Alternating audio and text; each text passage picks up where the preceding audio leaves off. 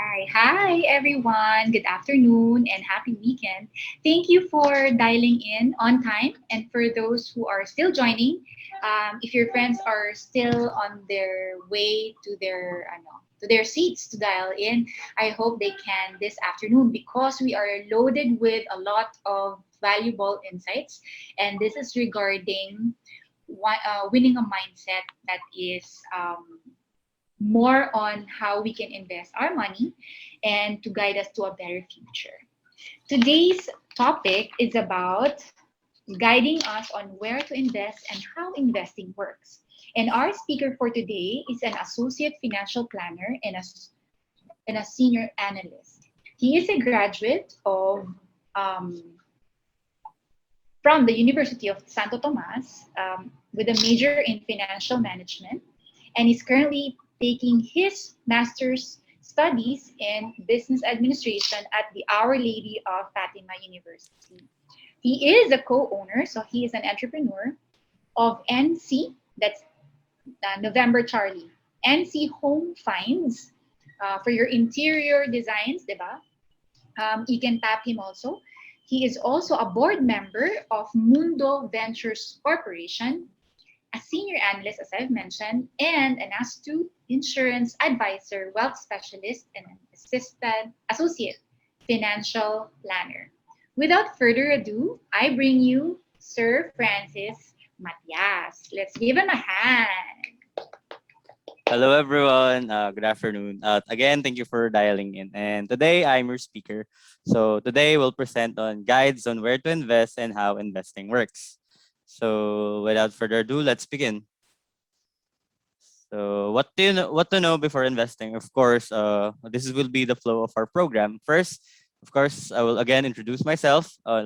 Next, we have to learn the importance of building your foundation. Next, we'll discuss about VUL, then investing 101, the active ones, active investment, passive investments. Next would be tips. Of course, I'll be giving you tips. And of course, I'll be allotting ample time to answer all of your questions. So again, quick rundown of my background. I'm an insurance advisor, wealth specialist, associate financial planner, a senior analyst for in financial information company. So I deal with information about stocks, bonds, and companies. Next would be again, like Ms. Sayed said, I'm a co-owner of NC Home Finds, which is a business regarding for your interior needs, air fresheners, and like board member of Mundo Ventures Corp, which is a business that sells silica and eco-friendly products. And my educational background is I'm into business and finance. So let's begin. There you go. There you go. Can you all see my screen? So again, Yes. this is the rundown of my talk and a quick background about me. So again, let's begin. So before we start, I would like I would like to leave you with a quote. The secret to building your wealth is learning to build good saving habits. This code is actually formulated by all of us from Resolute Life because we believe that but for you to succeed in investing and saving, you really have to have first good saving habits. Actually, it's not really limited into just investing and savings. Good habits would really bring you success. So, and from the talk of of our previous coaches, Coach Janine and Coach Kate, uh, they discussed about the 60-20 rule. And let's begin. Before let's have a recap before we go into investing. So 60% should be allocated to your expenses. These are your expenses like your day-to-day, like your phone load, your food, and monthly and other monthly expenses. 20% should be allocated to your savings. These are savings. This is for your future. So it's really important that you're very disciplined when allocating savings. Next would be the 20% should be allocated to your wants. Of course, you have to pay yourself then. You have to pamper yourself. You have to take care of yourself. You have to take care of your wants like your phones, gadgets. Of course, we are alive because we have to enjoy. So it's very important that this is actually really balanced. So it's important that you always remember the 60-20 rule. Next would be, I believe this again, this was discussed before that financial stability is actually like building a home. So as we all know, to have a strong home, we have to have a strong foundation. So how to have a strong foundation? And first of all, we have to manage debt, improve cash flow, and emergency fund. And I believe in our discussion last week, we are taught on how to create an emergency fund by saving. So next would be to move on to protection. So what are these? Mortgage protection, critical illness, health, disability insurance, and life insurance. Of course, once we build our foundation and wall, we'll move on to the ceiling and roof, which are educational plan, retirement plan, and investment plan. Yes. Okay, so next would be is where to allocate your savings. So as previously discussed, right, we are taught how to save. So ngayong naka-save na tayo, where do you think should we save our money? So you may chat or you may answer, you may unmute yourself and answer. So sa tingin nyo, saan ba dapat? Anong investment vehicle dapat natin ilagay yung yung na-save natin from before?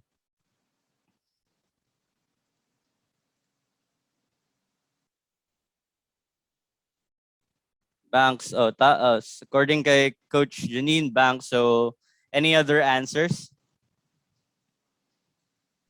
Um, Banks, mga stocks po.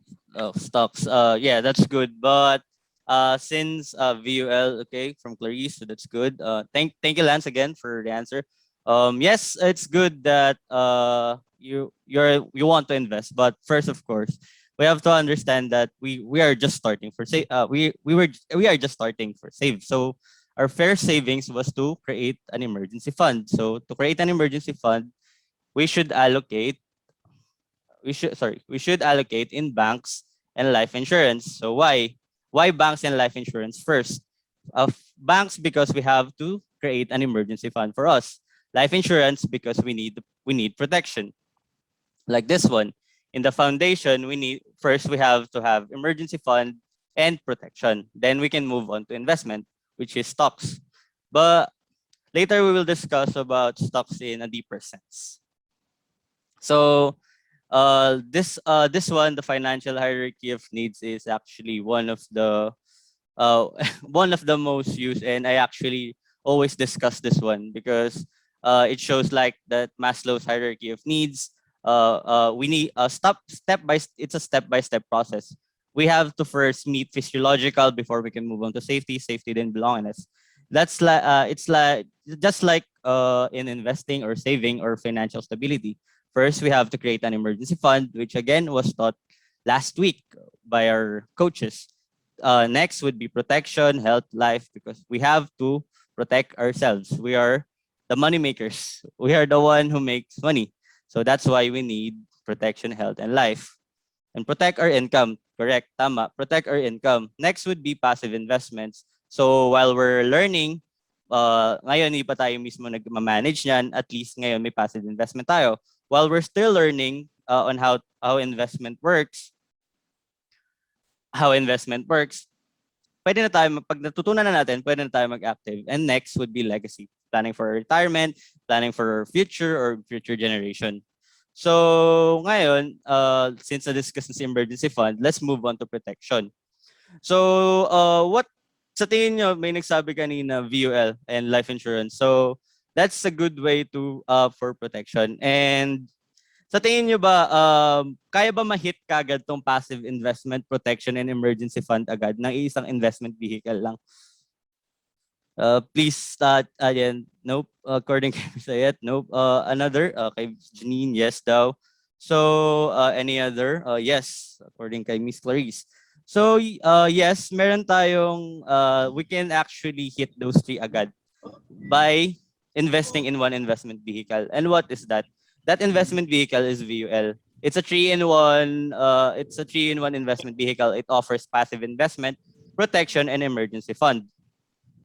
So VUL is also known as variable unit life insurance. So it's the best of both worlds. Bakit siya naging best of both worlds? Actually, best of both worlds siya because you have insurance and investment.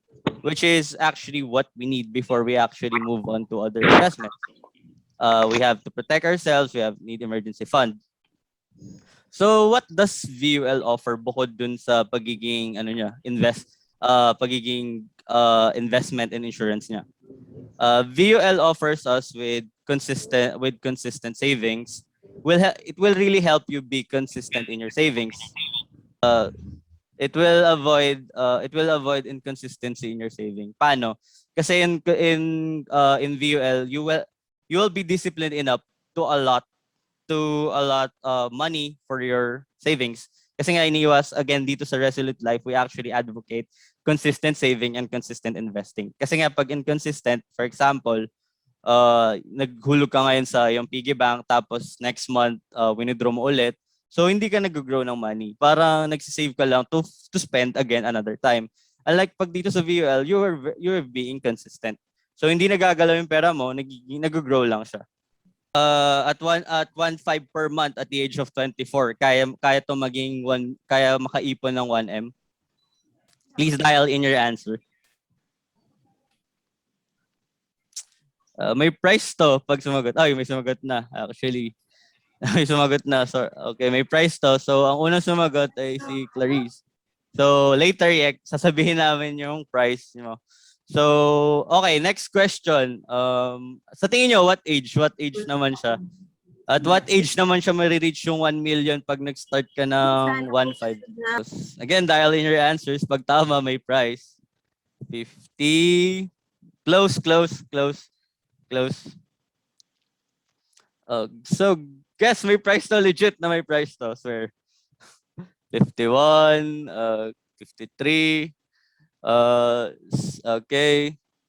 Sige, 61.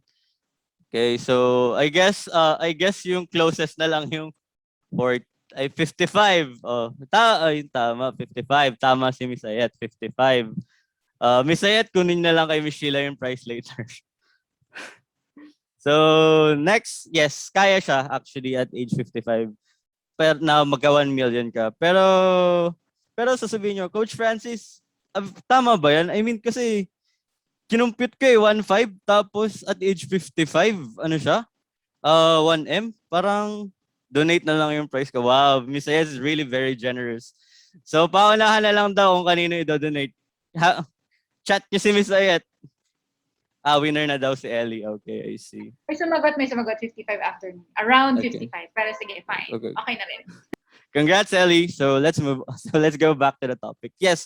So sabi nga, Coach Francis, parang hindi naman kaya 1.5 kasi pag kinumpit mo parang ano yan, yes, tama. Hindi nga kaya pag regular savings or yung pag piggy bank lang. Pag ilalagay mo lang sa piggy bank or itatago mo lang. Kasi nga, tama, 1.5 times 12 is 18,000 lang. Tapos 18,000 times 27 years is 486,000 lang. So tama. So, Coach Francis, saan nanggaling yung 1 million? So, nanggaling siya because sa VUL, you are investing. Saan naman ini-invest yung money from VUL? Your money is being invested in bonds and stocks. Later, we will learn how does it work, kung paano siya nag-earn dyan. Next is, halimbawa ito, I'll give you a scenario para, again, mas better yung, para for you to better understand how VUL works. How VUL works. You have a monthly premium of 1.5. So, tapos, yung VUL mo is invested in growth fund. Yung growth fund ay invested in stocks. So, ngayon, May 23, every end of the month bumibili. Come May 23, yung price per unit is 2.781. So, ilan yung number of units na mabibili mo? Again, may price to. So, please, 539. Anyone else? May price to. Pag sinagot nyo, ang formula po is you have to divide the price per unit with 1.5. So, I guess wala nang gusto sumagot. So, next. Okay, tama. Miss Clarice is correct. 539. Oh, next, come June 30, 2.91 naman yung price. So, yung price per unit. So, sa tingin nyo, magkano yung number of units na mabibili niya? Compute. 551. Tama si Miss Denise. Tama siya. It's 550 15, sorry, rather. So, yon yung nabili niyang price per unit noong June. Come July, next.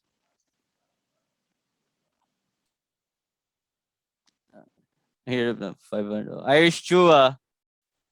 Tama, 552. So, but take note na lang yung mga nag-answer, ha? So, next would be, ilan yung total units ngayon after 3 months, after 1 quarter, after 1 quarter? Thank you, Janine. Okay. So, ilan yung total? Tama. Wala na si Miss Denise. So, it's 106. So, yung monthly premium mo, yung inalat mo monthly na 1.5, naging unit siya ng growth fund na 1,606. So, next. So, next, as of today, gusto mo siyang ibenta. Coach Francis, bakit August 27 yung nakalagay? When we sell sa units, ang pinagbabasihan natin is yesterday's price.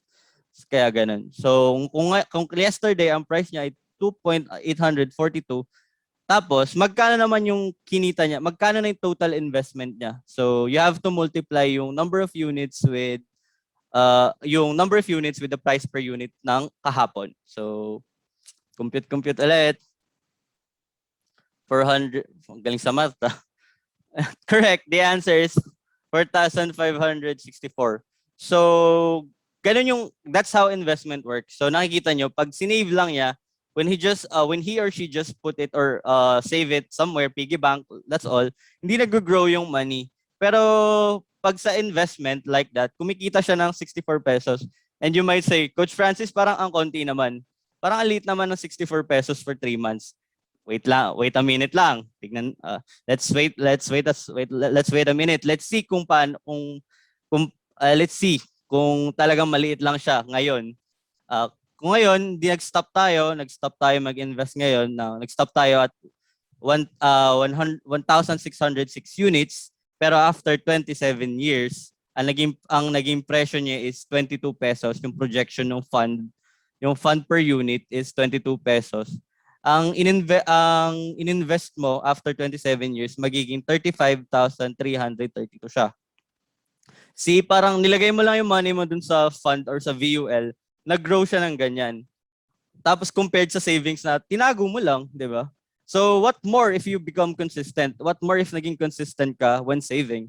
What more if lagi ka naguhulog talaga, you're religiously or faithfully adding money to your fund, di ba? So ganun, kaya possible talaga yung 1M.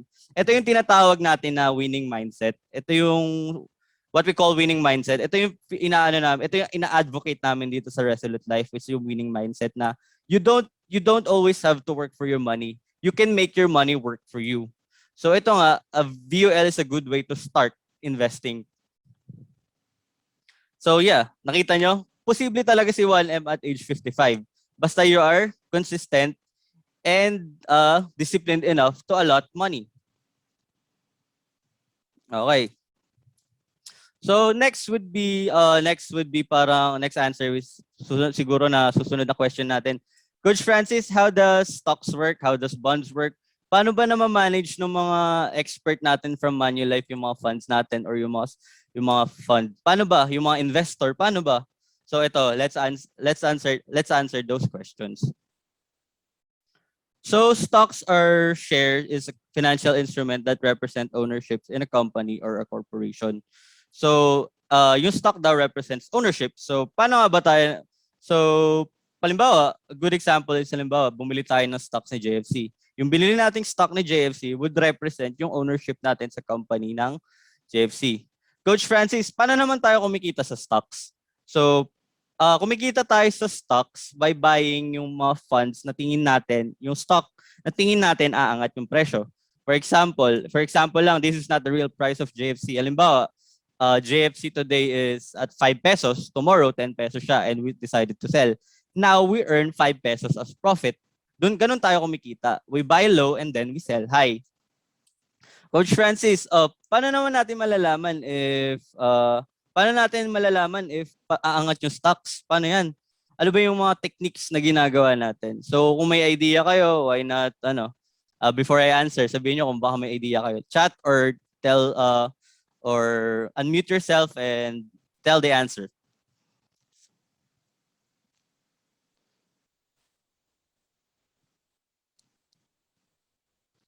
Any ideas kung paano malaman kung paano tataas yung price ng stocks? Ganun.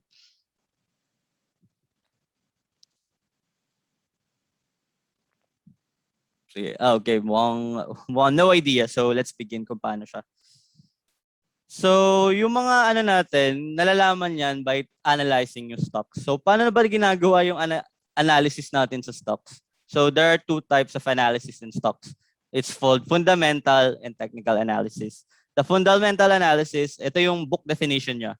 Studies all those factors which have impact on stock price of the price in the future, such as financial statements, management process, industry, etc. It analyzes the intrinsic value of the firm to identify whether the stock is underpriced or overpriced. So dito sa fundamental analysis, binabasa natin yung internal and external factors. An example of internal factors ng company would be the financial statements. So if we are investing in stocks para malaman natin if the company is a good buy, we have to learn the financial statements. Yung babasahin natin yung notes doon, yung mga numbers doon, we have to understand. Next would be yung external factors naman. Yung para like yung economy natin, ganun, would form part sa pag-identify if underpriced or overpriced stocks. So, ayun, also kailangan din natin malaman yung mga future plans sa companies, which is also included in the financial statement. Next would be technical analysis. Technical analysis uses part charts, patterns, and trend to forecast the price movements of entity in the coming time. So dito, if familiar pa kayo sa mga napapanood sa TV or yung picture dito, actually, yung picture na yan, uses past charts, patterns, and trends forecast the price movement. So, ito yung parang movement ng, halimbawa, ito yung movement ng stock price. Ganun siya sa technical analysis. Inaaral natin yung pattern, i-compare natin from previous time, kung ganun, kung aangat siya or bababa. So, ganun yung pag-ano ng stocks natin. So, sa fundamental, usually, ang mga investors na gumagamit ng fundamental analysis are investors.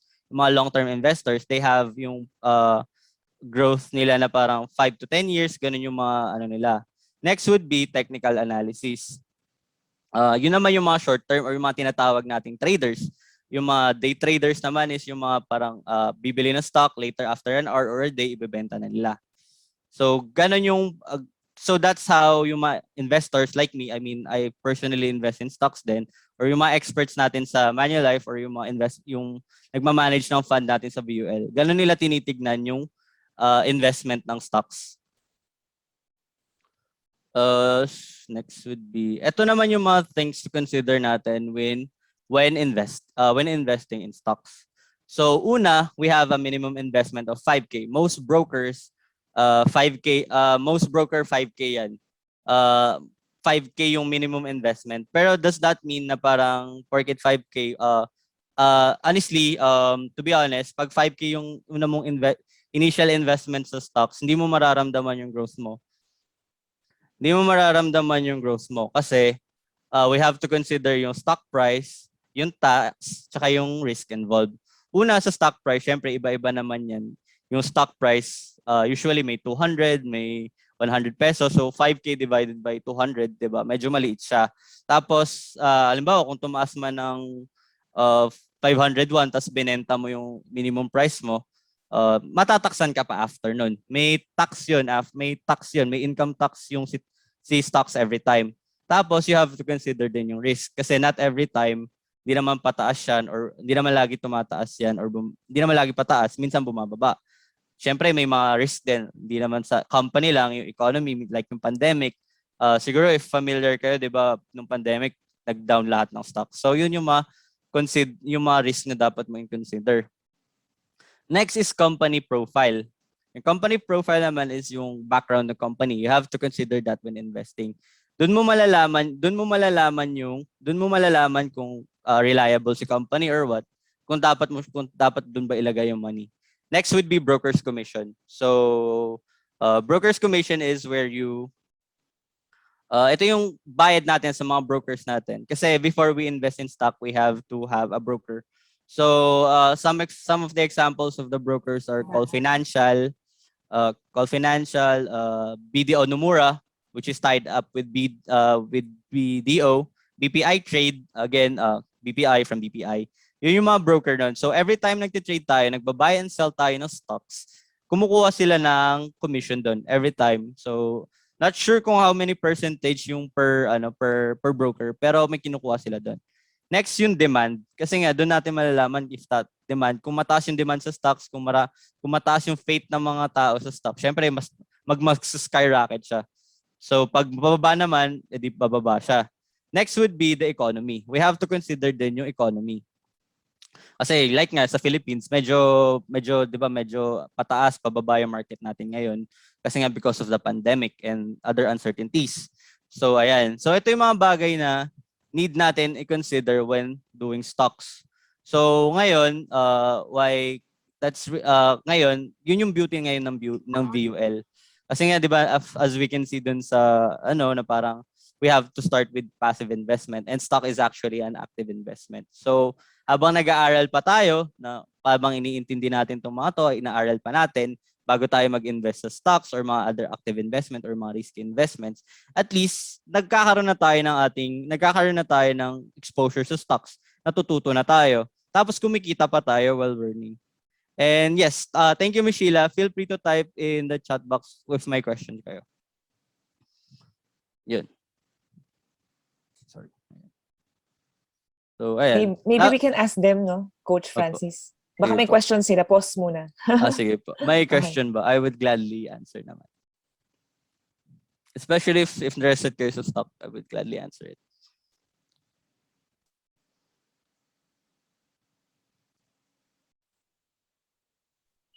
Okay, mukhang wala, no? We can proceed. Okay po. So, ayan. So, going back, ito pa. Isa pang good thing sa VUL, yung parang ito, hindi mo na muna siya iisipin. Kasi, di ba, syempre, pag nag-invest ka sa money, iisipin mo lahat yan pag nag-invest ka ng money. While sa VUL, libreng ginagawa yun ng mga fund managers natin. So, again, tama si Miss Janine, less monitoring. So, that's actually a good advantage of VUL. So, yun nga, habang nag-aaral ka, di ba, you're already exposed, tapos hindi mo muna kailangan isipin to. Next na in-investan ng mga fund managers natin when you invest in BUL are bonds. So bonds is a fixed income instrument that represents a loan made by an investor to a borrower. So ito naman, so technically bonds are debt instruments. So sa bonds naman, actually si corporation or si government nangungutang siya sa or si issuer nangungutang siya. So technically, utang siya. Yun nga. Parang ako mag-i-issue ako ng bond. So ibig sabihin nangungutang ako sa inyo para may pang-fund ako or pang-pondo ng mga projects ko or mga plans ko. So ano naman yung magi-gain nung inutangan natin? Siyempre, as utang, kailangan natin magbayad ng principal amount. Tapos, meron din tong interest like all debt. Yung interest na yun are either fixed or variable depending dun sa usapan or sa contract yung sa bond. So, next would be, ito naman yung mga kino-consider natin when investing in bonds. Minimum investment, interest rate, tenure, inflation, credit risk, and credit rating and risk. Sa minimum investment, usually 5K ang retail bonds nasa 5K while umaabot din ng 50K yung minimum investment. So sino nga ba yung mga nag-offer nito? So pwede natin puntahan si Department of Finance, Department of Treasury ng Philippines. Minsan nag-a-announce sila doon and sometimes may tie-up din sa banks na pwede tayo mag-invest sa bonds. Also, ito, isa pang kino-consider dito is yung interest rate nga kasi bukod sa principal na ibabalik sa'yo after the tenure o after mag-mature, yung interest rate, yun yung kinikita mo. Next would be inflation. So, i-consider mo rin yan. Halimbawa, kung 4% si inflation, tapos ang interest lang dun sa bonds is 3%. At the end of the day, talo ka pa din. So, yun nga, i-consider mo na dapat mas mataas interest rate kaysa kay inflation rate. Next would be yung credit rating. Yung credit rating kasi yung credit rating and risk, they go together. Yung credit rating is yung parang rating ng company or ng country. Yung halimbawa for the Philippines dati investment grade tayo and ngayon na downgrade tayo. Yung meaning nun, ibig sabihin may malaki yung chance na mag-default sa utang, sa bonds. Ganun din sa corporate bonds. Pero pero country kasi medyo mas kaya medyo safe siya, mas safe siya kasi nga countries rarely default. Kahit hindi siya investment grade, countries rarely default naman compared sa mga corporations, mga ganyan. Kaya kino-consider si bond one of the safest investment. Yes, tama si Miss Janine, government is low risk. Yun nga, tas yung pa i-consider natin, yung risk of default. Kasi nga, di ba, may credit rating, paano kung mag-default or hindi. Yun. Pero one might say, ano po ba, Coach Francis, is bonds passive investment or active investment? Pwede siyang, thank you Miss Janine for the question. What happens when it defaults? Pag default, ibig sabihin hindi ka mababayaran. So yun yung when default means. Ibig sabihin, hindi ka mababayaran sa utang. So yun. Pero that really happens kasi nga bonds are one of the safest investment kasi nga utang siya. So you have to pay pa din. So ayun, balik tayo dun sa question na parang, is it passive investment or active investment? It's both. So most people talaga ginagamit si bond as passive investment or yung pang diversify para may low risk investment sila. Pero yung mga expert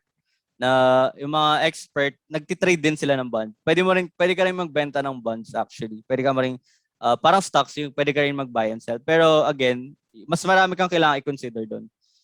So ayun. So again, that's how stocks and invest bonds work. Ganun yung mga investors, yung mga managers natin from the UL. So yun yung mga dapat may consider before investing sa stocks or bond, before doing your active investments. So yun yung beauty ni BUL, expose ka na sa stocks and bonds while you're still learning. Para pag kaya mo na or nakaipon ka na, kasi nga you're consistently saving, you're consistently building capital, you're consistently making money, ayun, you can invest on your own na.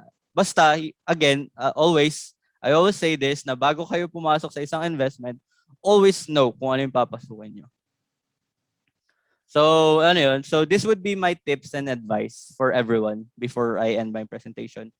You always have to start early. Kasi nga, again, pag nag-start ka na early, hindi mas malaki yung maiipon mo, mas malaki yung pwede mong kitain, mas malaki yung potential for earnings, you have bigger potential on growth. Next would be consistency. Ito yung lagi namin sinasabi here in Resolute Life, that consistency is key. Consistency is very important kasi nga, again, pag inconsistent yung yung habits mo, yung saving habits mo, yung investing habits mo, hindi rin mag-grow yung money mo. Next is time is your ally. Kasi nga, if you invest, time will be your ally. Kasi as time goes on, your money will grow. Pero pag hindi ka nag-invest, I cannot say the same na time is your ally. So it's really important for you to save and invest. Next would be diversify. Ito yung lagi ko sinasabi. Don't put all your eggs in one basket. Bakit? Tama si Kuya Jay, John Giselle, time value of money. Next would be taking time. Tama din si Miss Janine, taking advantage of time. Tama. Thank you everyone for your inputs. Next would be yung diversify. Kasi nga, what if may nangyari dun sa isang mong investment, di nawala yung money mo. So it's really important for you to diversify. Kaya yung iba, lagi kasi sabi na all investment are good as long as they're legit. Basta you know kung ano yung pinapasok mo and diversify. Like for example, yung iba, yung portfolio nila or yung investment portfolio nila, may stocks yun, may marami silang stocks. Pero naglalagay din sila ng bonds to minimize the risk. Para diversified sila. Para kung may mangyari dun sa stocks nila, at least earning pa rin yung bonds nila. Next would be investing is a step-by-step process. Like I said, dun sa financial house and financial hierarchy, we have to have good foundation. So once we're done with one, we can move on and go. So it's a step-by-step process. We don't need to rush. Kasi nga, again, time is our ally. Next would be keep on learning. So ito yung pinaka-importante sa pag-invest at pag-save. Dapat lagi kang willing to learn, lagi kang you always want to learn, lagi ka nag-read, ganun. Kasi dito sa investing and especially sa active investing, knowledge is really valuable. Ito yung mag make or break ito yung bukod dun sa habit mo. Next would be this is actually the most basic one. Buy low and sell high. Wag bibili tayo pag bababa, magbebenta tayo pag mataas. Not the other way around. So tama, you have to strategize. So ayun lang naman yung advice ko sa inyong lahat. So if anyone have any questions, I'll be more than willing. Meron na, Miss IS asked, if meron na ako insurance as gift from my parents, can I trade in stocks na? First of all, unang tatanungin ko sa inyo, Miss Ayet, are you prepared? I mean, are you prepared? Kasi unang-una, yung stocks is actually an emotional game. Kasi minsan parang pag matatakot ka, ganun, kung mawawala yung pera mo. So, una kong tinsabi, only invest the things, yung money na kaya mong mawala muna. So kung sa tingin mo, I mean, knowledgeable ka na, I mean, may basic idea or understanding ka na ng stocks, tapos ayun nga, tama si Miss Janine, may disposable income ka na, tapos you're willing to commit to a strategy, a trading plan, an investment plan, then go ahead. It's actually, you might as well invest in stocks na. So ayun, it's actually more of you have to examine yourself if you're prepared. So next, other questions. Yes, tama si Michelle. The key is to develop the habit of savings. It's really important to have to develop your saving habits, especially kahit saan naman, kahit sa investing. It's all about habits. I have states na can I hear how will I save? I have states na I can hear it from my I have estates na I can inherit from my parents. How will I save? Again, maliit or malaki, a good rule of thumb is really the 60-20-20 rule. Kasi again, kahit lumaki maliit yung income mo, it's actually good kasi it will help you save, magiging consistent ka. Sige, halimbawa, kahit sabihin kung ume-earn ka ng 200 ng 2 million ganun, pag mawawala din yan if you're not disciplined enough. So it's really important na nafa-follow natin yung 60-20 kasi you have to allot 20% ng income mo, no matter no matter maliit or malaki yan, that's the standard. You have to allocate 20% of your income to savings. So ayun, so that's how we'll save. Where can I best invest UITF, mutual funds, or REITs? Last na yan. Okay. No worries po. I'm happy to answer all questions. So unang-una, a good way para malaman yan is research. So kailangan company na may proven track record, has been in the industry, yung mga ganon, in the industry, like Manulife, ganon. Manulife actually offers UITF, mutual funds then, and REIT. So, ayun, Manulife has been here in so long in the industry and may proven track record. You can check the website then para makita natin yung performance ng fund. So, ayun. Any other questions? Top 1 si Manlet. Sir John Giselle, top 1 po yata si Manulife in terms of UITF. O, diba? So yun, dun pa lang malalaman na natin na parang it's really a good place to start if you want passive investment. Bukod sa BUL, si Manulife. Ayan. Next. Other questions po? Maybe, since we said our key takeaways, maybe you can give me pabaon. Can you give us pabaon? Where can we find those references that we can study more on? Like yung sinabi kanya ni Lance, if she wants to do offline reading, where can he go? Okay. So for stocks, a good one is actually books by Benjamin. Baka meron tayong link. Baka meron tayong sorry. link in chat also. Okay, sorry. Yeah, wait a second. I'll type some of the books. This one is actually the Intelligent Investor by Benjamin Graham. Yan. Oh, sorry. Okay, wait a second. Everyone in the meeting. So I'll be in Philippine setting, Marvin Guillermo books would actually is actually highly recommended, as well Meron as bang entertaining stuff like the ones in TikTok? Meron ka bang alam? done with the TikTok, but I do have some movies about stock. The Wolf of Wall Street. Ayun, the Wolf of Wall The yeah. So I'll also add movies.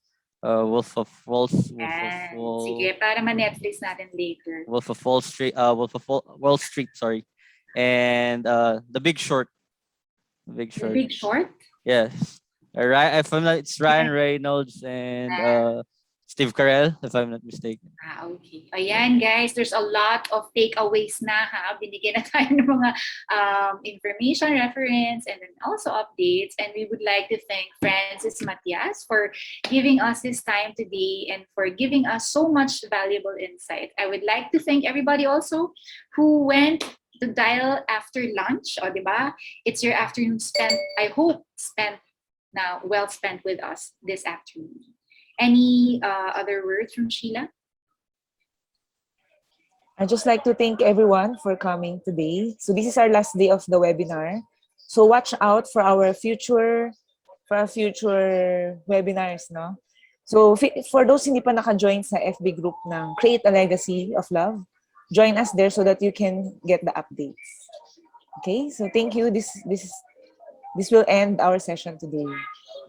Thanks, everyone. God bless. Stay safe, everyone. Bye-bye. Stay safe. Bye. Thank you. Thank you.